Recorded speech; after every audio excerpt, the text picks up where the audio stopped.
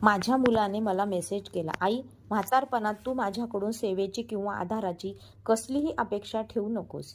मला माझं आयुष्य आहे आणि माझं स्वतःचं कुटुंब आहे. मी शांतपणे रिप्लाय दिला, ठीक आहे.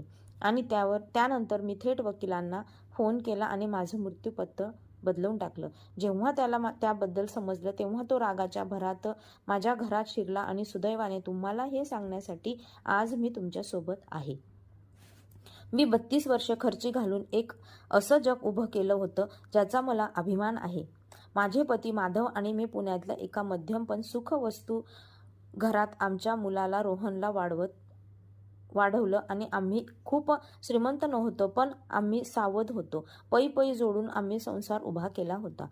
जेव्हा 5 वर्षापूर्वी माधव यांना अचानक हृदयविकाराचा झटका आला आणि ते आम्हाला सोडून गेले, तेव्हा त्यांनी आयुष्यभर जे कमावलं होतं ते सर्व माझ्या नावे झालं. आमचं घर, त्यांची पेन्शन आणि आमच्या बचतीचे पैसे. ही संपत्ती काही करोडोंची नव्हती, पण माझं उर्वरित आयुष्य आरामात जावं आणि कदाचित मागे काहीतरी चांगलं सोडून जाता यावं इतपत नक्कीच होती. रोहन नेहमीच एक चांगला मुलगा होता, किंवा निदान मला तरी असं वाटत होतं. तो मला नियमित फोन करायचा, सणावाराला भेटायला यायचा. सोबत त्याची बायको सीमा आणि 2 मुलं असायची. रविवारी दुपारचं जेवण आम्ही एकत्र करायचो, वाढदिवस साजरे करायचो. मी सुद्धा त्यांना जमेल तशी मदत करायचे, कधी नातवंडांना सांभाळणं असो किंवा कधी आर्थिक मदत. जेव्हा त्यांना घराचं रिनोव्हेशन करायचं होतं तेव्हा सीमाची गाडी बिघडली तेव्हा मी पैशांचं पाकिट उघडलं होतं. मी एक आजी होते की माझा वापर केला जात होता हा प्रश्न तेव्हा मला कधीच पडला नाही. पण नात्याला पहिला तडा गेला तो 6 महिन्यापूर्वी. रोहनचा फोन आला. त्याचा आवाज तणावाखाली होता. त्याला 5 लाखांची गरज होती. तो म्हणाला, आई, सीमाच्या आईला कॅन्सर झालाय आणि इन्शुरन्समध्ये सगळा खर्च कव्हर होत नाहीये. मी क्षणाचाही विचार न करता दुसऱ्याच दिवशी पैसे ट्रान्सफर केले. पण मनाला काहीतरी खटकत होतं. पुढच्या वेळी जेव्हा ते जेवायला आले तेव्हा मी सहज सीमाला विचारलं, अगं, आईची तब्येत आता कशी आहे? रिकव्हरी व्यवस्थित होते ना? सीमा गोंधळली. रिकव्हरी? ती कशापासून? आश्चर्याने म्हणाली. रोहनने लगेच मध्ये उडी घेतली. अगं, आईला बहुतेक गैरसमज झालाय. ती फक्त एक छोटी तपासणी होती, पण नुकसान होऊन गेलं होतं. मी त्याच्या डोळ्यात ते खोटं स्पष्ट पाहिलं होतं. त्या दिवसापासून मी बारकाईने लक्ष देऊ लागले. खरंच बारकाईने. जेव्हा जेव्हा मी माझ्या बचतीचा किंवा एफडीचा विषय काढायचे तेव्हा सीमाचा चेहरा कसा कठोर व्हायचा हे मला दिसू लागलं. रोहन हळूच संभाषणाचा विषय माझ्या पुढच्या नियोजनाकडे वळवायचा. अधूनमधून तो सहज सुचवायचा, आई, तू आता एकटीच असतेस, त्यापेक्षा वृद्धाश्रमात किंवा एखाद्या केअरटेकर सेंटरमध्ये जाणं का सोपं नाही का? काय म्हणायचं होतं त्याला?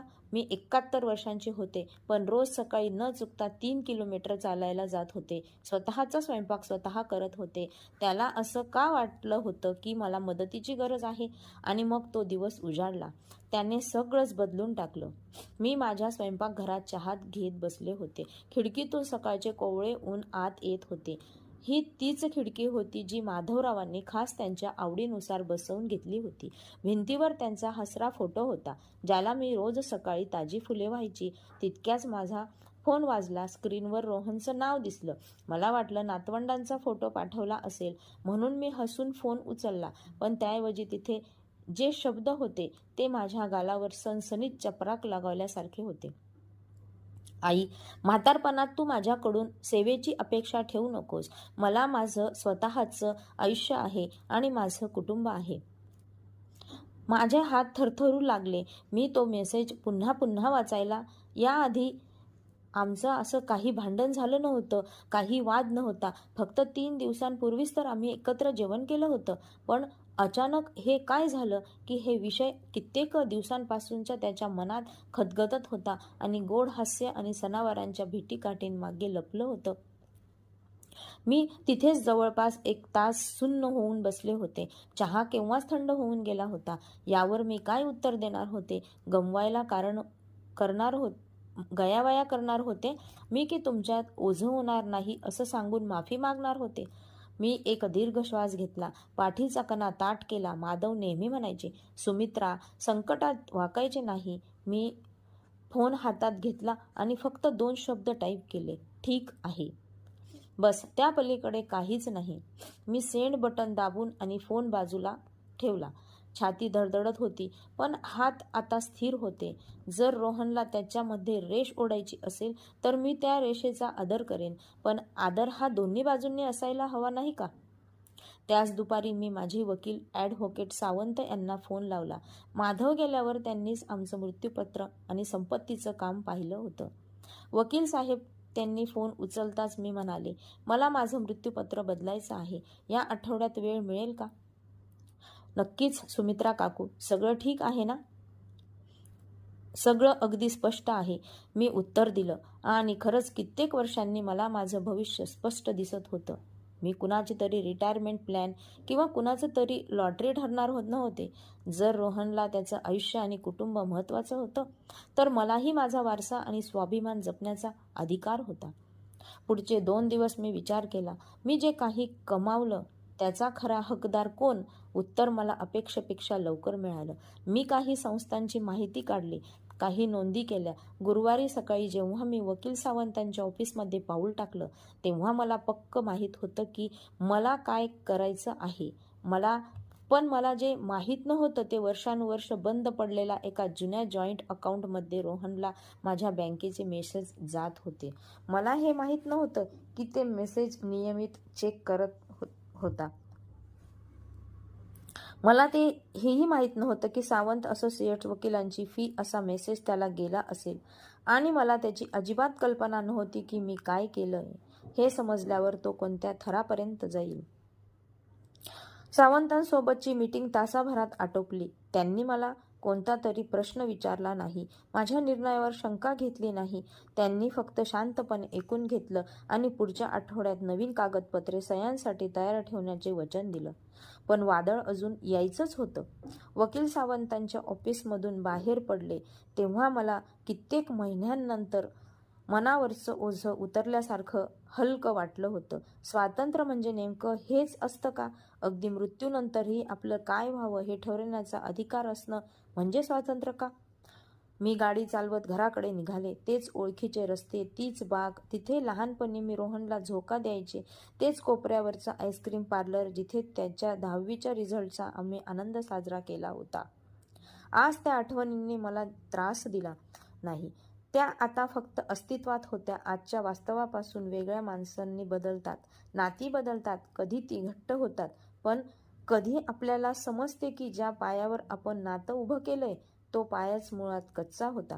घरी पोहोचल्यानंतर मी जेवण बनवलं आणि पुन्हा माझ्या नेहमीच्या दिनक्रमात रुळायला प्रयत्न केला. पण माझं मन सारखं त्या एका मेसेजभोवती घिरट्या घालत होतं. म्हातारपणात तू माझ्याकडून सेवेची अपेक्षा ठेवू नकोस. त्या वाक्यातही क्रूरता अजूनही मनातली डसल्यासारखी होत होती. पण त्या दुखापत झालेल्या भावनांच्या खाली आता एक वेगळीच भावना जागृत होत होती, उत्सुकता. अचानक असं काय घडलं? रोहनला नक्की काय हवंय? मी माझी जुनी डायरी आणि बँकेचे पासबुक काढले. नव्या एका नजरेने मी हिशोब तपासायला सुरुवात केली. ती 5 लाखांची रक्कम सीमाच्या आईच्या आजारपणासाठी 2 वर्षापूर्वी त्याच्या फॅमिली ट्रिपसाठी दिलेले 2 लाख नाही, रोहनने काही इमर्जन्सी फंड असं नाव दिलं होतं. कधी 50,000, कधी 1 लाख. या रकमा तशा लहान नव्हत्या. त्यामुळे मी कधी प्रश्न विचारला नाही किंवा कधी त्याची बेरीजही केली नाही. पण आता जेव्हा मी ते सगळे आकडे एका कागदावर उतरवले तेव्हा डोळ्यासमोर स्पष्ट चित्र उभं राहिलं. गेल्या 4 वर्षात मी त्यांना 35 ते 40 लाख रुपये दिले होते. त्यांनी जे कारण सांगितलं त्यासाठीच हे पैसे वापरले होते का? की मीच त्यांच्या चैनीच्या आयुष्याला इंधन पुरवत होते आणि ते माझ्या जाण्याची खऱ्या जॅकपॉटची वाट बघत होते? तितक्याच माझा फोन वाजला. स्क्रीनवर रोहनचं नाव झळकलं. माझ्या पोटात गोळा आला. मी 2-3 रिंग वाजू दिल्या आणि मग उचलला. हॅलो आई. त्याचा आवाज गंभीर आणि तणावपूर्ण होता. आपल्याला बोलायचंय. कशाबद्दल रे बाळा? मी माझा आवाज मुद्दाम शांत आणि नेहमीसारखा ठेवला. तुझ्या आणि वकिलांच्या मीटिंगबद्दल. काय चाललंय हे? तर त्याला समजलं तर. ज्या जुन्या जॉईंट अकाउंटबद्दल मी पूर्णपणे विसरून गेले होते. माधव आजारी पडले तेव्हा आपत्कालीन परिस्थितीत रोहनला पैसे काढता यावेत म्हणून आम्ही ते सुरू केलं होतं. माधव गेल्यानंतर ते बंद करायचं राहून गेलं होतं.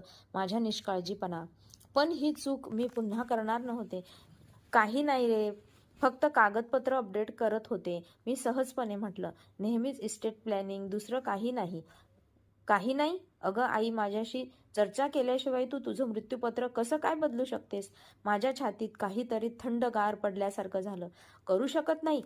ते माझं मृत्यूपत्र आहे रोहन, माझी संपत्ती आहे. मला वाटेल तशी मी वाटणी करेल. अगं पण मी तुझ्यासाठी एवढं सगळं केल्यानंतर, एवढा वेळ तुझी काळजी घेतल्यावर. माझी काळजी? मला हसूच आलं. रोहन, मी एकटी राहते. माझं घर, माझे आर्थिक व्यवहार आणि माझं आयुष्य मी स्वतः सांभाळते. तू नक्की कशाची काळजी घेतली आहेस रे? तुला कळतंय मला काय म्हणायचं आहे? मी तुझा मुलगा आहे. आपण कुटुंब आहोत. हो, मी शांतपणे म्हणाले. तू माझा मुलगा आहेस, पण कुटुंब आपल्या आईला असे मेसेज करत नाही की म्हातारपणात माझ्याकडून सेवेची अपेक्षा करू नकोस. फोनवर भयानक शांतता पसरली. मग तो म्हणाला, मी रागात होतो. मला असं म्हणायचं नव्हतं.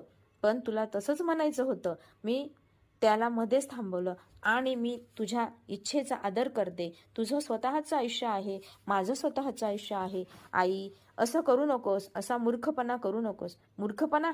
त्याने मला मूर्ख म्हटलं. मी डोळे मिटले. मनातल्या मनात 5 पर्यंत आकडे मोजले. मला ठेवावं लागेल रोहन, माझं एक काम आहे. आई ऐक, मी फोन कट केला.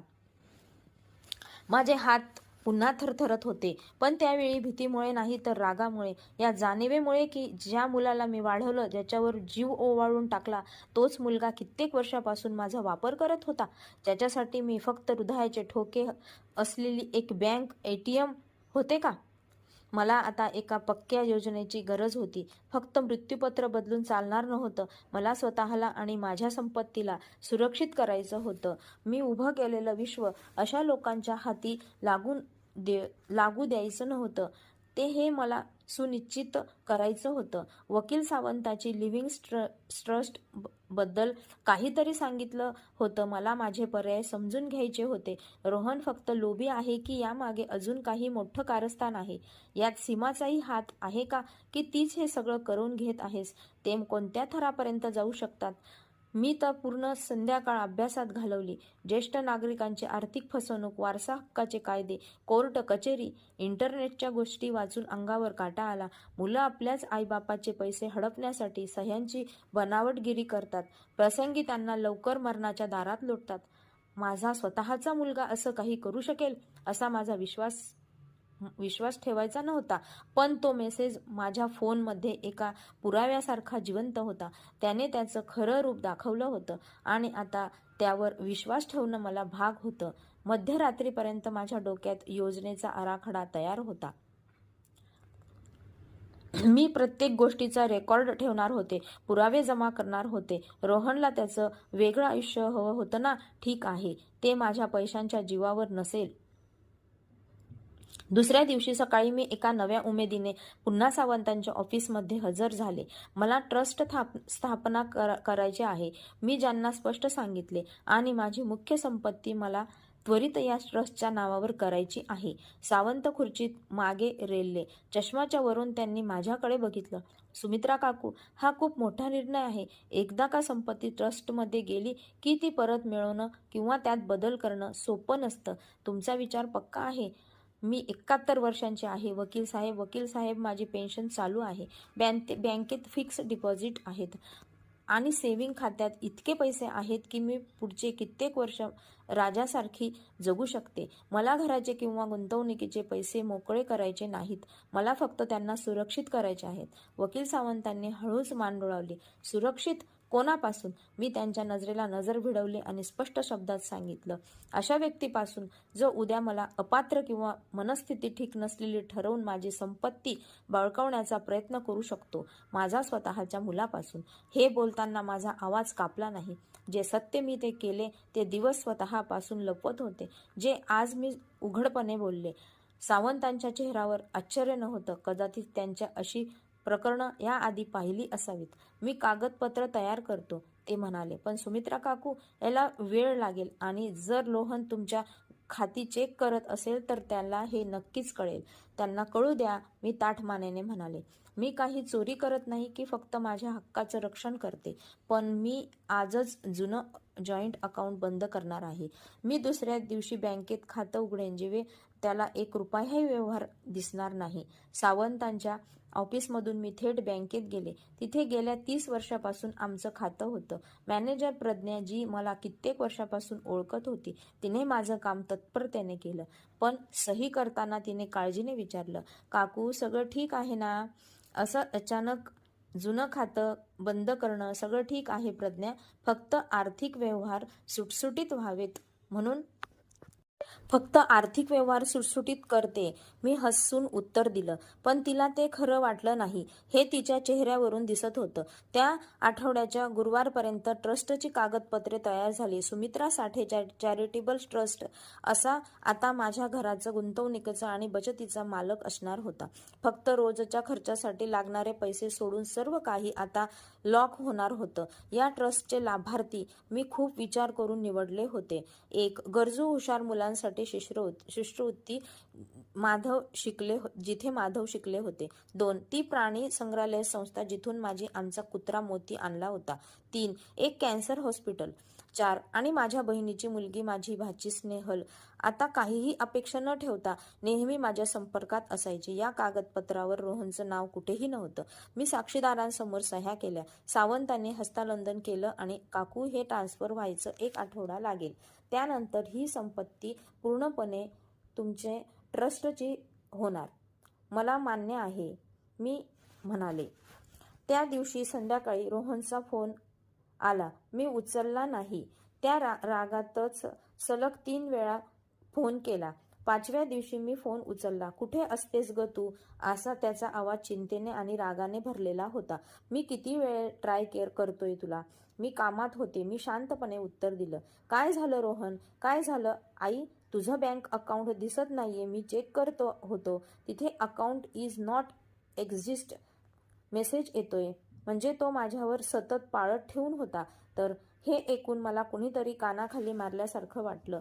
मी ते बंद केलं. ते सरळ सांगितलं, मला आता माझे व्यवहार माझ्या पद्धतीने ठेवायचे आहेत. बंद केलं? आई, नक्की काय केलं आहेस? आणि आधी वकील, आता बँक अकाउंट. तुला बरं वाटत आहे ना? काही आजारी वगैरे नाहीस ना? त्याचा आवाजातली काळजी आठवड्यापूर्वीच असती तर कदाचित मी भावूक झाले असते. पण आता मला त्या काळजीमागे फक्त एक गोष्ट दिसत होती, भीती. आणि वारस हक्काची रक्कम हातातून निसटलेली ती भीती. ती ठणठणीत आहे. मी ठणठणीत आहे रोहन. मी फक्त माझं भविष्य सुरक्षित करते. जबाबदार माणसं हेच करतात. सुरक्षित? अगं वेडी झालीस का तू?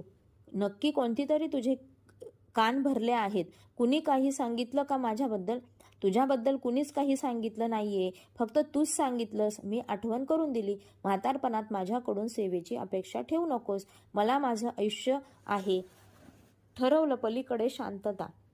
आठवलं, पलीकडे शांतता. मग तो गयावया करू लागला. आई, अगं मी ते तेव्हा ट्रेसमध्ये बोललो होतो. असं म्हणायचं नव्हतं मला. तुला असंच म्हणायचं होतं. मी त्याला तोडलं आणि तुझ्या बाउंड्रीज तू मर्यादित ठेवल्या नाहीस. तुला माझी जबाबदारी नको ना? ठीक आहे, पण मग त्याचे काहीतरी तुला मिळणार नाही फायदे. काय बोलतेस तू? शुभरात्री रोहन. मी फोन कट केला. माझे हात आता थरथरत नव्हते. हृदयाचे ठोके वाढले नव्हते. उलट 71 वर्षाच्या आयुष्यात पहिल्यांदाच मी स्वतःला प्राधान्य दिलं होतं आणि ते पाण्याबाहेर आल्यावर मोकळा श्वास घेतल्यासारखं वाटत होतं. 2 दिवसांनंतर शनिवारी सकाळी मी अंगणातल्या झाडांना पाणी घालत होते. अचानक दारात एक गाडी जोरात येऊन धडकून थांबली. दरवाजा धाडकन आपटला. रागाच्या भरात वेगाने पडणारी पावलं माझ्या दिशेने आली. मी पाईप खाली ठेवणार तितक्यात रोहन गेट उघडून आत शिरला. त्याचा चेहरा रागाने लालबुंद झाला होता. हे काय चालवलंयस तू? तो आरडाओरडा करून पाण्याचा पाईप नळाला लावला आणि शांतपणे माझ्याकडे पाहिलं. आवाज खाली ठेव रोहन. शेजारच्या ऐकू जाईल. मला पर्वा नाही त्या शेजारच्यांची. मी आत्ताच बँकेत बोलतोय. त्यांनी सांगितलं की मी जवळजवळ सगळी ट्रस्ट ट्रान्सफर केली आहे. सगळं कुठं गेली तरी ती रक्कम? एका ट्रस्टमध्ये. आणि तो तुझ्याशिवाय तुझा विषय नाहीये, माझा विषय नाही. तो माझ्या अंगावर धावून आल्यासारखा पुढे आला. तो पैसे माझे आहेत, हक्क आहे. माझ्या बाबांनी आयुष्यभर यासाठी काबाड कष्ट केले. बाबांनी आयुष्यभर माझ्यासाठी कष्ट केले. आमच्या संसारासाठी मी ज्याला सुधारले हे आता हयात नाहीत आणि ते पैसे आता माझे आहेत. मला हवं तसं मी त्याचा विनियोग करेल. तू असं करू शकत नाहीस. तू असं करू शकत नाहीस. रोहन ओरडत होता. मी कोर्टात जाईन. मी सिद्ध करेन की तू मानसिक स्थिती ठीक नाही. मी जागेवरून उठले आणि त्याच्या डोळ्यात डोळे घालून उभी राहिले. करून बघ. माझ्याकडे डॉक्टरचे मेडिकल फाईल आणि जी सांगते आहे की मी ठणठणीत आहे. माझ्याकडे साक्षीदार आहेत जे सांगतील की माझं डोकं तळ्यावर आहे आणि माझ्याकडे ती घेतलेली प्रत्येक निर्णयाची कागदपत्रे पुरावा आहेत. मी पुढे होऊन विचारलं, तुझ्याकडे काय आहे रोहन? फक्त एक मेसेज ज्याचं तूच मला सांगितलं आहेस की मी तुझी काळजी घेणार नाही. त्याचा चेहरा फिक्का पडला. तुला समजत नाही आई. आम्हाला त्या पैशांची गरज आहे. आम्ही त्यावर अवलंबून होतो. कशासाठी? मी थेट विचारलं. कशासाठी तुम्हाला इतक्या पैशांची निकड आहे? तो गप्प बसला. तो फक्त माझ्याकडे बघत राहिला आणि त्या क्षणी मला ते स्पष्ट दिसलं. तो हिशोब, तो द्वेष, त्याच्यासाठी त्याच्या आई उरले नव्हते. मी फक्त त्याची रिटायरमेंट प्लॅन होते. माझ्या घरातून चालता हो, मी शांतपणे पण करखर आवाजात सांगितलं, आणि जोपर्यंत मी बोलवत नाही तोपर्यंत परत येऊ नकोस. तो गेला. मला माहीत होतं की हे इथेच थांबणार नाही. मी लक्ष्मण रेषा ओलांडली होती आणि रोहन सहजासहजी हार मानणाऱ्यातला नव्हता. मी आत आले, दरवाजा कुलूप बंद केला आणि वकील सावंतांना फोन लावला. सुरुवात झाली आहे वकील साहेब, मी त्यांना सांगितलं. मला माझे कायदेशीर अधिकार माहीत करून घ्यायचे आहेत. सावंतांनी तत्परतेने पाऊल उचलले. सोमवारच्या सकाळपर्यंत माझ्या सर्व कायदेशीर कागदपत्रांच्या कॉपीज बँकेच्या लॉकरमध्ये सुरक्षित होत्या. डिजिटल बॅकअप क्लाउडवर सेव्ह केला. त्यांनी एका पत्रही तयार करून दिलं होतं. त्यात माझ्या मानसिक क्षमतेचा पुरावा आणि माझे निर्णय ऐच्छिक असल्याचं नमूद केलं होतं. त्यांनी मला अजून एक सल्ला दिला. काकू, एक पत्र रोहनच्या नावे लिहून जर हे प्रकरण कोर्टात गेलं तर तुमच्या निर्णयामागचं कारण रेकॉर्ड असेल. चांगल्या भावना नकोत, फक्त तथ्य, फॅक्ट. मंगळवारी मी एक पत्र लिहायला बसले. एखाद्या आईने आपल्याच मुलाला तू कसा नालायक ठरवलास हे सांगणं किती कठीण असतं. विश्वासघात कायदेशीर भाषेत कसा लिहायला? शेवटी मी जे साध्य आणि सरळ ठेवलं. रोहन. हे पत्र पुष्टी करत होतं की सुमित्रा माधव साठे सुदृढ मनाने आणि शरीराने लिव्हिंग ट्रस्ट स्थापना करून माझ्या इच्छेनुसार लाभार्थी निवडत आहे.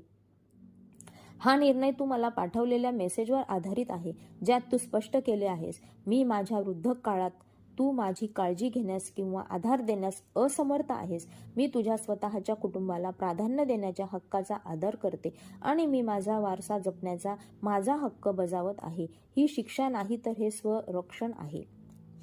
मी जे पत्र नोटरी करून घेतलं. बँकेच्या मॅनेजर प्रज्ञाने त्यावर साक्षीदार म्हणून सही केली. आता कुणीही म्हणू शकत नव्हतं की कोणाच्या दडपणाखाली होते. त्या बुधवारी रोहन परत आला. यावेळी तो सीमाला सोबत घेऊन आला होता. दुपारी 2च्या सुमारास त्यांची गाडी बाहेर थांबली. मी दिवाणखान्यात पुस्तक वाचत बसले होते. बाजूचा चहा थंड झाला होता. बेल वाजल्यावर आधी वाटलं दार उघडू नये, पण लपून बसून प्रश्न सुटणार नव्हते. सीमा दारात उभी होती. तिने अंगात जो महागडा ड्रेस घातला होता त्याची किंमत बहुधा माझ्याकडून घेतलेल्या त्या इमर्जन्सी लोनमधूनच चुकवली असावी. तिच्या चेहऱ्यावर एक कृत्रिम हास्य होतं. आई, आम्हाला बोलायचं आहे, आत येऊ का?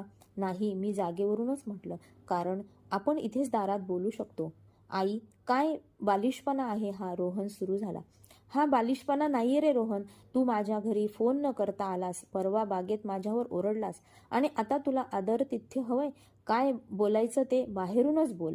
सीमाचं हास्य विरलं. ठीक आहे, आम्ही आलोय कारण आम्हाला तुमची काळजी वाटते. रोहनने मला या सगळ्या पैशांच्या गोंधळाबद्दल सांगितलं. आणि खरंच आई, ही काळजी करण्यासारखं आहे. तुमच्या वयाच्या लोकांना कुणीही सहज फसवू शकतं, मॅन्युलेट करू शकतं. म्हणजे तुम्हाला असं सुचवायचं आहे की मला कुणीतरी फसवलं आहे? आम्ही एवढंच म्हणतो की तुम्ही स्पष्ट विचार करत नाही आहात, रोहन मध्येच म्हणाला. आई, तू कधीच असे तडकाफडकी निर्णय घेतले नाहीस. पैसे हलवणं, आम्हाला वारसा हक्कातून वगळणं. मी तुम्हाला अशी कोणत्या गोष्टीपासून वगळलं नाहीये ज्यावर तुमचा हक्क होता. तुम्ही स्वतःला तेव्हाच वगळलं जेव्हा तुम्ही मला स्पष्ट सांगितलं की मी एक ओझं आहे. मी असं कधीच म्हणाले नाही. रोहन खोटं बोलला. मी माझा फोन काढला, तो मेसेज ओपन केला आणि त्याच्या डोळ्यासमोर धरला. वाच पुन्हा एकदा म्हातारपणात. तू माझ्याकडून सेवेची अपेक्षा ठेवू नकोस. मला स्वतःचं आयुष्य आहे. हे तुझे शब्द आहेत रोहन, तारीख आणि वेळेसहित. सीमाचे डोळे विस्फारले. तिने रोहनकडे पाहिलं. तू हा मेसेज पाठवला होतास? रोहनला चेहरा पडला. मी रागात होतो ग. त्यावेळी तू तुझ्या आईच्या औषधांसाठी पैसे मागत होतीस. माझं काम गेलं होतं आणि काय फरक पडतो? ती आई आहे, ती असं बेदखल करू शकत नाही. खरं तर रोहन, मी शांतपणे म्हणाले, मी करू शकते आणि ते केलंच आहे. सुडापोटी नाही तर स्वाभिमानापोटी. आपलं नातं तुझ्यासाठी काय आहे रे, तू स्पष्ट केलंस. मी फक्त त्याचा मान राखतेस. हे सगळं फक्त पैशांसाठी आहे का? सीमा अचानक थंड आवाजात म्हणाली. तुम्हाला काय वाटलं? मला फक्त पैशांचीच पडली आहे. तुम्ही तुमच्यासाठी नेहमी हजर आहात. आम्ही भेटतो, फोन करतो, तुम्हाला तुमच्या आयुष्यात सामावून घेतो, आमच्या आयुष्यात सामावून घेतो. थांब सीमा, मी तुला थांबवलं. वर्षातून 4 वेळा भेटतो तेव्हा हवे असतं तेव्हा तुम्हाला सामावून घेतो. थांब सीमा, मी तिला थांबले. वर्षातून 4 वेळा भेटता असं तेव्हाच फोन करता तुम्ही मला तुमच्या आयुष्यात तोपर्यंत सामावून घेतलं जोपर्यंत मी त्याला फंडिंग करत होते. मी थेट सीमाच्या डोळ्यात पाहिलं. तुमच्या आई कशा असं? माझ्या पैशाने मी कॅन्सरची ट्रीटमेंट झाली, त्यातून खरं बरं वाटतंय का त्यांना? ती गप्प झाली. रोहनने तिचा हात पकडला. बास झालं, आम्हाला हे ऐकून घ्यायची गरज नाहीये. आई, तुला विचार करायला 1 आठवडा देतो. हे केलेलं बदल रद्द कर. जर नाही केलंस तर मी वकिलांशी बोलतो. अपात्र घोषित करीन मी. या ट्रस्ट विरुद्ध लढणे तू काय करतेस ती जगाला ओरडून सांगेन. जा, बिनधास्त जा कोर्टात. मी त्याला आव्हान दिलं. तुझ्याकडे वकील नाही आणि तो खूप चांगला आहे आणि माझ्याकडे ही अशी कागदपत्र ज्यांच्या विरोधात तू लढू शकत नाहीस. माझ्याकडे डॉक्टरचे रिपोर्ट्स आहेत, साक्षीदार आहेत आणि गोष्टी माझ्या आर्थिक पिळवणूक केल्यावर पुरावा, बँकेत ते स्टेटमेंट. बघ रोहन, प्लीज करून बघ. हे दोघे निघून गेले. सीमा रडत होती. रोहन गप्प होता. त्याच्या दातखिळी बसली होती. त्याला जाताना पाहिलं. काहीच नव्हतं. आनंद, पश्चाताप, फक्त एक शांत ठाम होता. पण त्या रात्री अंथरुणावर पडल्यावर भीती हळूच मनात शिरली. जर खरंच रोहन चांगला वकील लावला तर, त्याने न्यायाधीश पटवून दिलं तर, की माझी मानसिक संतुलन बिघडलं आहे. मी अशा भयंकर गोष्टी ऐकल्या होत्या की मुलं आई वडिलांना गार्डियनशिप म्हणजेच ताबा मिळवतात आणि त्याचं आयुष्य पूर्णपणे कंट्रोल करतात. माझ्यासोबत असं होऊ शकतं का? मला रात्रभर झोप लागत नव्हती. सकाळी मी पूर्णपणे थकले होते आणि हातपाय लटलट करत होते. पुन्हा वकील सावंतांना फोन लावला. त्या कोर्टामध्ये जाण्याची धमकी देतोय. मी घाबरत सांगितलं, वकील साहेब, तो खरंच असं करू शकतो का? तो प्रयत्न करू शकतो, सावंतांनी सावधपणे सांगितलं. पण सुमित्रा काकू, तुमच्याकडे एक अशी गोष्ट आहे जी बहुतेकांकडे नसते, पूर्वतयारी. आपण प्रत्येक गोष्टीचं रेकॉर्ड ठेवायलाच. तुमचं मेडिकल रिपोर्ट अगदी स्वच्छ आहेत, साक्षीदार आहेत. जोपर्यंत रोहन सिद्ध करत नाही की तुम्ही अपात्र आहात, जो करू शकत नाही, तोपर्यंत त्याच्या हातात काहीच नाही. पण या लढाईचा ताण मी पुटपुटले. मला माहीत आहे. म्हणून मी तुम्हाला सुचवेन की तुम्ही काही दिवस कुठेतरी बाहेर जा. स्वतःला वेळ द्या. एखाद्या मैत्रिणीकडे किंवा नातेवाईकांकडे राहा. रोहनला धमक्या देऊ द्या. तोपर्यंत तुम्ही तुमची ऊर्जा परत मिळवा. तुम्हाला त्याची गरज लागणार आहे.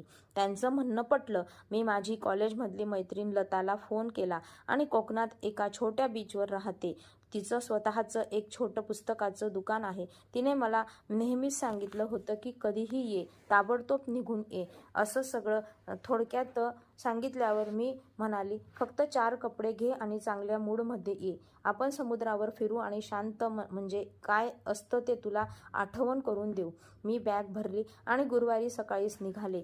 मी रोहनला सांगितलं नाही की मी कुठे जात आहे, की फक्त 2-3 दिवसांसाठी गायब झाले. मी समुद्राच्या काठावर अनवाणी चालले. लताच्या दुकानात तिला मदत केली. कितीतरी वर्षांपासून वाचायची राहिलेली पुस्तकं वाचली आणि मुख्य म्हणजे मी शांत गाढ झोप घेतली. तिथे मला आठवलं की रोहनची आई असण्यापलीकडे मी कोण आहे. मी सुमित्रा आहे, जिने एक आयुष्य उभं केलंय, भरभरून प्रेम केलंय, जवळची माणसं गमावली आहेत आणि जिला आदर मिळवण्याचा पूर्ण हक्क आहे. रविवारी संध्याकाळी जेव्हा मी घरी परतले तेव्हा मी कोणत्या तरी परिस्थितीला सामोरे जायला तयार होते. घरी पोचण्यावर मला एक पत्र मिळालं. ते पोस्टाने आलं नव्हतं, तर कुणीतरी दरवाजाच्या खालून सरकवलं होतं. कागद महागडा होता आणि अक्षर सीमाचं होतं. प्रिय आई सुमित्रा, मला आशा आहे की तुम्ही रोहनला माफ कराल. सध्या माझ्या ऑफिसमध्ये खूप ताण आहे आणि ट्रेसमध्ये असताना तो कधी कधी कसं असं बोलून जातो, जे त्याला खरंच म्हणायचं नसतं. आपल्याला माहीत आहे की त्यांचं तुमच्यावर किती प्रेम आहे. आम्हाला हे सगळं ठीक करायचं आहे. येत्या शुक्रवारी आपण तुमच्या आवडत्या हॉटेलमध्ये जेवायला जाऊया. आपण भांडखोर शत्रूंसारखं नको, तर कुटुंबांसारखं बोलूया. आम्हाला तुमची आठवण येते. मुलांनी तुमची आठवण येते. चिन्मय नातू सारखा विचारतोय की आजी का येत नाही. प्लीज आम्हाला हे सुधारण्याची एक संधी द्या. तुमचीच सीमा. मी हे 2दा वाचलं.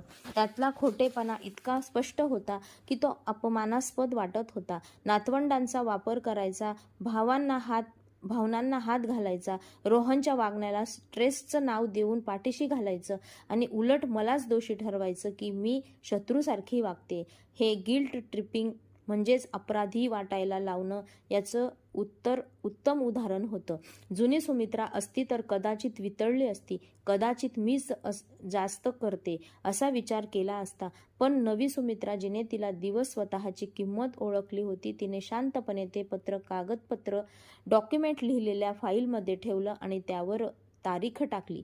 2 दिवसांनंतर गुलाबाच्या पुष्पगुच्छ आला. सोबत एक कार्ड होतं. आई मला माफ कर, आपण बोलूया. रोहन. मी त्या कार्डचा फोटो काढला, फाईलमध्ये जोडला आणि फुलं रस्त्याच्या पलीकडे वृद्धाश्रमात घेऊन टाकली. तिथल्या आजी आजोबांचा खूप आनंद झाला. ती कुणीतरी दिली, त्यांना सांगितलं नाही. आणि मग फोन कॉल सुरू झाले. यावेळी रागाचे नाही तर विनवणीचे. आधी सीमाचा फोन आला. आवाज एकदम मवाळ आणि गोड. आई प्लीज ना, चूक झालीये आमच्याकडून. आपण विसरून जाऊया शकत नाही का हे सगळं? कुटुंब म्हणजे माफ करणं असतं ना. कुटुंब म्हणजे एकमेकांचा आदर करणं सुद्धा असतं सीमा. मी उत्तर दिलं. एकमेकांशी माणुसकीने वागणं असतं. एकमेकांना ATM मशीन न समजणं असतं. हे योग्य नाही का काकू? आम्ही कधीच. सीमा, माझ्याकडे गेल्या 4 वर्षात तुम्हाला दिलेले पैचा हिशोब आहे. 35-40 लाख रुपये त्या इमर्जन्सीच्या कधी स्पष्ट झाल्या नाहीत. कारण बसूया हिशोब घेऊन. तिने फोन कट केला. त्यानंतर रोहनने प्रयत्न केला. त्याची पद्धत वेगळी होती. दुखावलेला, गोंधळलेला मुलगा. आई, मला कळत नाहीये तुला काय झालंय ते. तू बदलली आहेस. ज्या आईने मला वाढवलं ती ही नाहीये. तुझं बरोबर आहे, मी म्हणाले. ज्या आईने तुला वाढवलं ती स्वतःच्या स्वाभिमानापेक्षा इतरांच्या गरजांचं महत्त्व देणारी पायपुसणी होती, जी आता ती राहिलेली नाही. प्लीज आई, फक्त एकदा जेवायला चल आमच्यासोबत. फक्त एकदा. जर त्याच्यानंतर तुला असंच वाटत असेल तर ठीक आहे, पण आम्हाला एक संधी दे. मी जवळपास हो म्हटलं. म्हणून म्हणणं खूप दमदार नव्हतं. कुठेतरी मनाच्या एका कोपऱ्यात आशा होती की माझा मुलगा बदलले. पण तितक्याच मला मेसेज आठवला. त्यातला तो निर्भळ तिरस्कार आणि तुच्छता आठवली. म्हातारपणात माझ्याकडून सेवेची अपेक्षा ठेवू नको. मला सत्य दाखवलं होतं. मग मी पुन्हा कसं शंका घेत होते. मी स्वतःवर विश्वास का ठेवत नव्हते? नाही रोहन, आता बास झालं. तू तुझी निवड केली आहेस, मी माझी निवड केली आहे. तुला पश्चाताप होईल या गोष्टीचा, तो म्हणाला. ही धमकी आहे का? पलीकडून शांतता. आणि ही एक भविष्यवाणी आहे. त्याने फोन कट केला. मी घरात टेबलवर हात ठेवून बसले होते. श्वास घेताना छाती जड झाली होती. मी बरोबर करत होते ना? की माझ्या अहंकारामुळे मी उरलं-सुरलं कुटुंबही तोडून टाकत होते? मी पुन्हा लताला फोन केला. तिने सगळी कहाणी ऐकून घेतली. ती पत्र, ती फुलं, ते फोन कॉल्स, ते तुला मानसिकदृष्ट्या थकवण्याचा प्रयत्न करत आहेत सुमित्रा, ती म्हणाली. मी एक जुनी आणि ठरलेली युक्ती आहे. त्यांना खरंच पश्चाताप झालेला नाहीये ग. त्यांना वाईट फक्त एकाच गोष्टीचं वाटतंय की त्यांच्या पैशांचा स्रोत बंद झाला आहे. पण लता, जर मी चुकत असेल तर कदाचित मी जास्तच कठोर वागते का? त्यांनी माफी तर मागितली नाही ना? त्यांनी त्या मेसेजसाठी माफी मागितली का? तिने विचारलं. रोहननं कधीच असं म्हटलं का? आई, तुला दुखावल्याबद्दल मला माफ कर. माझं चुकलं की तो फक्त ते ट्रेसमध्येच होतो एवढंच म्हणाला. मी विचार केला, लताचं बरोबर होतं ना. मी हळूच म्हणाले, त्यांनी माझ्या प्रतिक्रियेबद्दल माफी मागितली, स्वतःच्या कृत्याबद्दल नाही. मग तुला उत्तर तुझं मिळालं आहे. लता बरोबर होती, पण फक्त तिच्या आधाराची गरज नव्हती. मला माणसांची गरज होती. मला स्वतःला आठवण करून द्यायची होती की रोहन आणि सीमा हेच माझं एकमेव कुटुंब आहे. मी पुन्हा माझ्या भजन मंडळाला जायला सुरुवात केली, जे माधव गेल्यानंतर मी बंद केलं होतं. मी माझ्या जुन्या मैत्रिणींना भेटले, त्यांच्याकडे दुर्लक्ष केलं होतं. मी माझ्या भाची स्नेहलला फोन केला. ती पुढच्या विकेंडला मुंबईमध्ये गाडी चालवत आली आणि मला जेवायला बाहेर घेऊन गेली. स्नेहलने सगळं शांतपणे ऐकून घेतलं. ती 28 वर्षांची होती, वयाने माझ्यापेक्षा रोहनच्या जवळची, पण तिची समज खूप दांडगी होती. सुमित्रा मावशी, ती म्हणाली, काही लोक फक्त घेणारे असतात. त्यांच्यासाठी नाती म्हणजे देवाणघेवाण नाही, तर फक्त व्यवहार असतो. रोहन दादा आणि सीमा वहिनी तसेच आहे, तसं दिसतंय. पण माझा मुलगा आहे ग, मी हळूच पुटपुटले. माहितीये मला, आणि म्हणूनच ते जास्त त्रासदायक आहे. पण मावशी, स्वतःचं रक्षण करणं काहीच चुकीचं नाही. त्या आधाराने मला बळ मिळालं. प्रत्येक भेट, प्रत्येक सत्संग, प्रत्येक चर्चा मला सांगत होती की एकटी नाहीये, मी वेडी नाहीये. स्वतःसाठी मर्यादा आहेत. दुसऱ्या आठवड्यात शेवटी रोहन आणि सीमा फोन येणं बंद झालं. मी शांत, सुखावणारी होती, पण त्याच वेळी अस्वस्थ करणारी पण होती. हे कॉल प्लॅन असतील, वकिलांशी बोलत असतील, त्यांनी माझा निर्णय स्वीकारला असेल तर आशा करणं म्हणजे माझी भाबडी चूक आहे. मी लताकडून परतल्यावर 3 आठवड्यांनी एका रविवारी सकाळी ते अवतरले. मी नाश्ता करत होते, तितक्यात बाहेर गाडी थांबल्याचा आवाज आला. पाठोपाठ रोहन आणि सीमाचा आवाज आणि त्यासोबत लहान मुलांचा उत्साह. माझी नातवंड, त्यांनी माझं नातवंडांना आणलं होतं. बेल वाजवण्याआधीच मी दार उघडलं. 6 वर्षाचा चिन्मय धावत पुढे आला. आजी, माझी तुझ्यासाठी बिस्किटं आणली आहेत. आई म्हणाली, तुला बरं वाटत नाहीये. माझ्या काळजात कालवा झाली. मी त्याला मिठी मारली. त्याला तो लहान मुलाचा विशिष्ट वास, पावडर आणि चॉकलेटच्या श्वासात भरून आले. त्याची धाकटी बहीण 4 वर्षाची सिया लाजत पुढे आली आणि तिनेही मिठी मारली. त्यांच्या डोक्यावरून मी रोहनच्या डोळ्यात पाहिलं. तो हसला, पण हे हसू फक्त ओठांपुरतं होतं. आम्ही तुम्हाला सरप्राईज द्यायचं ठरवलं, सीमा उत्साहाने म्हणाली. आज हवा किती छान आहे. पण जुन्या दिवसांसारखं अंगणात बसून नाश्ता करूया. तुम्ही यायच्या आधी फोन करायचा होता ना, मी चिन्मयला बाजूला करत म्हटलं. आजी, तुला मला भेटायचं नाहीये का ग? चिन्मयचा आवाज गोंधळलेला आणि दुखावलेला होता. आता या प्रश्नांची मी उत्तरं देणार होते की हो बाळा, मला तुला भेटायचंय, पण तुझ्या आईबाबांनी तुला एक प्यादा म्हणून वापरलंय की माझं तुमच्यावर जीवापाड प्रेम आहे, पण तुमच्या पालकांनी नात्यात विष कालवलंय. असं नाहीये बाळा, मला कधीच भेटायचं तुम्हाला. पण मी म्हणाले, मोठ्या माणसांनी एकमेकांच्या घरी जाण्याआधी फोन करायचा असतो. आम्ही केला होता ग फोन. रोहनला तू उचलला नाहीस, कारण मला माझी मनशांती जपायची होती, म्हणून मी त्याचा फोन उचलला नव्हता. चल ना आई, येऊ दे आम्हाला आत. मुलं आजी सोबत राहायला किती उत्सुक आहेत बघ. त्यांचा टोन हलका होता, पण त्याखाली धमकी स्पष्ट होती. जर तू आम्हाला नाकारलंस तर तू यांना नाकारतेस. मी बाजूला झाले. माझ्याकडे काय पर्याय होता? ते हॉलमध्ये स्थानापन्न झाले. मुलं फरशीवर सीमाने आणलेल्या वहीत चित्र काढू लागले. रोहन आणि सीमा सोफ्यावर बसले, जणू तेच घराचे मालक आहेत. सीमाने डब्यातून घरगुती शंकरपाळे आणि लाडू काढले, जे माझे आवडते आहेत. ते तिला पक्क माहीत होतं. रोहननं घराचं कौतुक करून, आई, किती छान ठेवलं आहेस घर. प्रत्येक शब्द मोजून मापून बोलला जात होता. जवळपास 20 मिनिटं चाललेल्या या त्रासदायक गप्पानंतर सीमा मुद्द्यावर आली. आई, जे काही घडलं त्याबद्दल आम्ही खूप विचार केला आणि आम्हाला माफी मागायची आहे. हो, खरंच, रोहनने सूर लावला. आई, आम्ही परिस्थिती चुकीच्या पद्धतीने हाताळली. मी तो मेसेज पाठवायला नको होता. कामाचं टेन्शन, पैशांची ओढाताण, मी सगळा राग तुझ्यावर काढला. मला माफ कर. ते एखाद्या पाठ केलेल्या कवितेसारखं वाटत होतं, पण 10 फुटांवर माझी नातवंड खेळत होती आणि मला ते नाटक खरं मानावं लागणार होतं. नक्की कशासाठी माफी मागतेस? मी विचारलं. सीमा गडबडली. तुम्हाला दुखावल्याबद्दल. तुम्हाला असं वाटायला लावलं की आम्हाला तुमची काळजी नाहीये. पण तुम्हाला खरंच काळजी आहे? तुमची खरंच काळजी आहे का? काही तुम्हाला फक्त पैशांची काळजी आहे? रोहनचा चेहरा कडक झाला. ते चुकीचं आहे आई. तू मला अपात्र म्हणालीस, कोर्टाची धमकी दिलीस, आणि आता आम्ही तुझ्या हॉलमध्ये बसलोय ते तू इथे बसून काय अपेक्षा करते? मी विचारलं.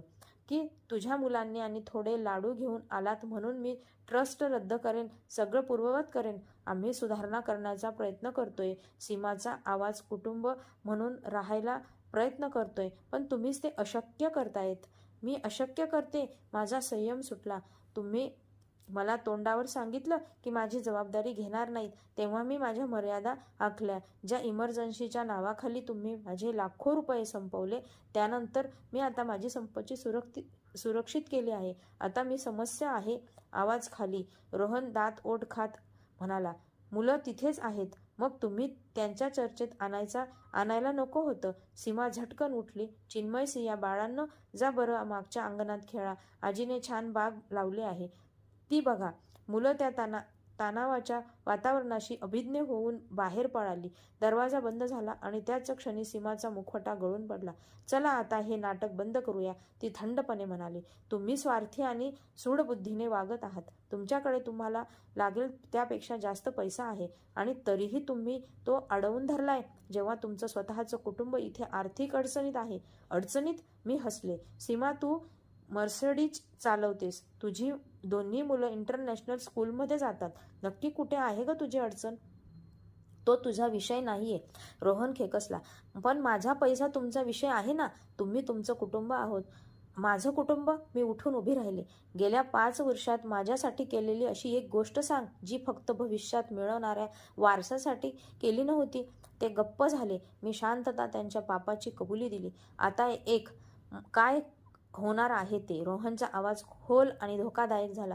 तू आत्ताच्या आत्ता तुझ्या वकिलाला फोन करणार आहेस. तू ट्रस्ट रद्द करणार आहेस.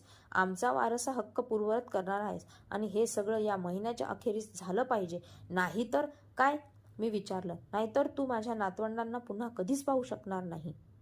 सीमाने ही धमकी इतक्या शांतपणे दिली जणू ही हवामानाबद्दल बोलत होती. गरज पडली तर आम्ही घर बदलू, शहर सोडू. आम्ही मुलांना सांगू की आजीला तुम्हाला भेटायचं नाहीये. तिने कुटुंबापेक्षा पैशाला महत्त्व दिलं होतं. हे शब्द एकदा शस्त्रासारखे काळजात घुसले.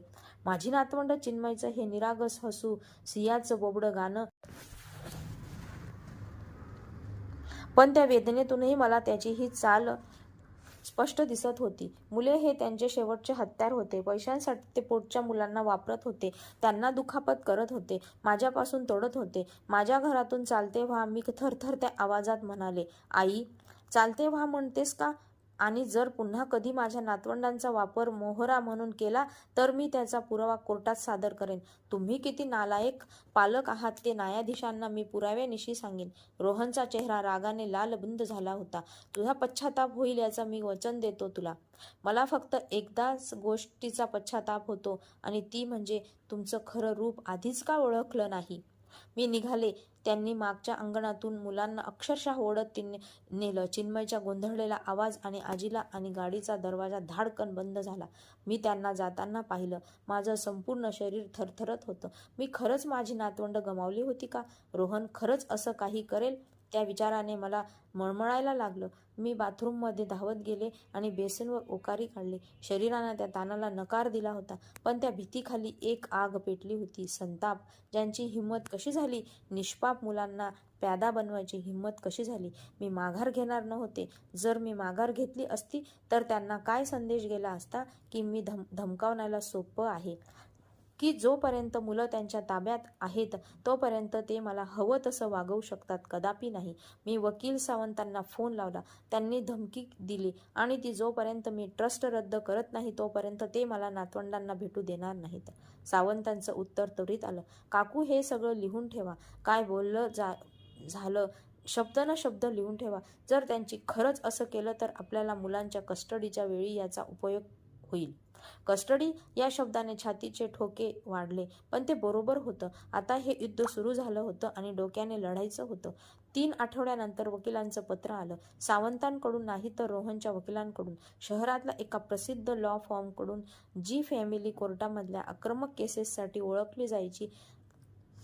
श्रीमती सुमित्रा साठे, आमचे क्लायंट श्री रोहन साठे यांच्या वतीने आम्ही तुम्हाला कळवू इच्छितो की तुमच्या मानसिक क्षमतेबद्दल आणि नुकत्याच घेतलेल्या आर्थिक निर्णयाबद्दल जे दबावाखाली किंवा क्षीण मनस्थितीत घेतले असावेत अशी शंका आहे. आम्ही प्रश्न उपस्थित करत आहोत की आम्ही विनंती करतो की तुम्ही एका स्वतंत्र मनसोपचार तज्ज्ञाला आपली तपासणी करून घ्यावी. मी ते पत्र शांतपणे वाचलं. हातात सकाळचा चहा होता. तर असा खेळ खेळायचा आहे तर याला. ठीक आहे. मी लगेच सावंतांना फोन केला. ते मला अपात्र ठरवू पाहत आहेत. त्यांना माझी सायकियाट्रिस्ट टेस्ट करायची आहे. करून द्या त्यांना. सावंतांचा आवाज काहीसा समाधानी वाटला. सुमित्रा काकू, तुम्ही माझ्या पाहण्यातल्या सर्वात तल्लख बुद्धीच्या व्यक्ती आहात. तुम्ही ती टेस्ट पास व्हाल आणि त्याची केस तिथेच कोसळेल. पण आपण एक अट घालूयात. डॉक्टरांच्या पॅनलची निवड आपण करू किंवा कोर्टाने मंजूर केलेल्या यादीतून करू. कंट्रोल आपल्या हातात राहील. पाहिजे आठवड्याभरात. मी पल्लवी देसाई यांच्यासमोर बसले होते. त्या ज्येष्ठ नागरिकांच्या केसेसमधल्या तज्ज्ञ होत्या. त्या अत्यंत प्रोफेशनल होत्या. त्यांना फसवणं किंवा भावनिक करणं शक्य नव्हतं. 3 तास त्यांनी माझी मुलाखत घेतली. माझं बालपण, शिक्षण, आर्थिक निर्णय, रोहनाबद्दलचे नातं. त्यांनी मला कोडी सोडवायला दिली. मेमरी टेस्ट घेतली. माझ्या फॅमिली डॉक्टरशी चर्चा केली. चाचणी संपल्यावर डॉक्टर देसाई यांनी काही नोंदी केल्या आणि त्या थेट माझ्या डोळ्यात बघून म्हणाल्या, सुमित्रा काकू, मी माझा अधिकृत अहवाल कोर्टात सादर करेन. पण मी तुम्हाला आत्ताच सांगू इच्छिते, तुमच्या स्मृतिभ्रंश किंवा मानसिक क्षमतेत घट्ट झाल्याची तीळ मात्र ही लक्षणं नाहीत. त्या थोड्या पुढे झुकल्या आणि हळू आवाजात म्हणाला, तुमचे निर्णय कदाचित तुमच्या मुलांच्या दृष्टीने विकसित असतात, पण हे पूर्णपणे तर्कसंगत आहे. दुःख याचं की त्यांच्या लोभाची शिक्षा माझ्या नातवंडांना भोगावी लागत होती. पण मी एक महत्त्वाची गोष्ट शिकले होते. तुम्ही लोकांना स्वतःपासूनच वाचवू शकत नाहीत. तुम्ही फक्त स्वतःचं रक्षण करू शकता आणि स्वतःचं आयुष्य सुंदर बनवू शकता. चिन्मय आणि सियासोबत माझ्या भेटी दर महिन्याला सुरू होत्या. गेल्या वेळी चिन्मयने मला विचारलं, आजी, आम्ही तुला जास्त का भेटत नाही ग? त्याला काय सांगणार? मी एवढंच म्हटलं, बाळा, कधी कधी मोठी माणसं असे निर्णय घेतात की ज्यामुळे त्यांच्याच जवळच्या लोकांना त्रास होतो. पण मला त्यांना एक महत्त्वाची गोष्ट सांगायची होती. मी तुमच्यावर नेहमीच प्रेम करेन. नेहमीच ठरवलं. त्यांच्या शिक्षणासाठी मी सगळा खर्च करेल. अशा स्वामीवानी आजीकडून जिने स्वतःचा आदर करायला शिकवलं. आज मागे वळून पाहताना त्या एका मेसेजने मला काय दिलं? मुक्ती दिली. स्पष्ट पाहण्याची मुक्ती, स्वतःला निवडण्याची मुक्ती, कर्तव्याच्या ओझ्याखाली न दबता सन्मानाने जगण्याची मुक्ती मी शिकवले. मर्यादा आखणं म्हणजे निष्ठुरपणा नव्हे, तर ते स्वतः संरक्षण करणं. तुम्ही एखाद्यावर प्रेम करू शकता, तरीही त्याच्या हक्काचं बाहुलं होऊ देणार नाहीत. आणि खरी कुटुंब हे DNA वर नाही तर आदरावर उभं असतं. माझा वारसा आता कुठल्या तरी मिळणाऱ्या बँक बॅलन्स नाही, तर तो विद्यार्थ्यांमध्ये आहे, जो माझ्या पैशाने शिकतील, ज्या आजारी मुलांमध्ये आहे, ज्यांना मी थोडा दिलासा देऊ शकते, आणि त्या नात्यांमध्ये आहे जे प्रेमाने विनवली जातात. माझ्या मुलांना एक शेवटचा प्रश्न आहे. तुमच्या सर्वात जवळची व्यक्ती तुम्हाला फक्त एक पगाराचा चेक किंवा बँक अकाउंट समजतं, तर तुमच्यातून निघून जाण्याचं धाडस आहे का? माझी कथा ऐकल्यास धन्यवाद. अशा आहे की कथा कुणाला तरी स्वतःसाठी उभं करण्याची ताकद देईल.